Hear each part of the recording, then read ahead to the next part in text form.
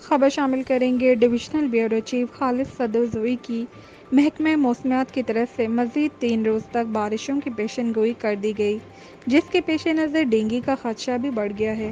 Commissioner عثمان انور نے ہنگامی اجلاس طلب کرتے ہوئے محکموں کو الرٹ کر دیا۔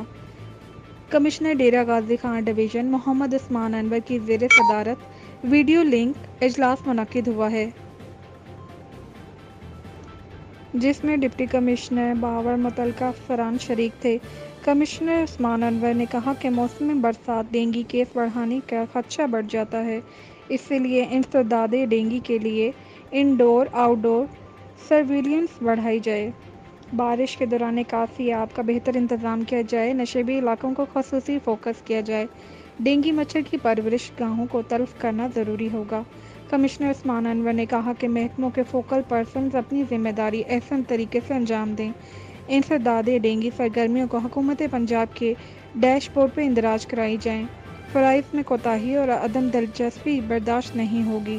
کمشنر عثمان انور نے کہا کہ ڈپٹی کمشنرز تمام معاملات کی خود نگرانی کریں۔ انسداد ڈینگی مہم سے متعلقہ جائزہ اجلاس ہفتہ وار منعقد کیا جائے گا۔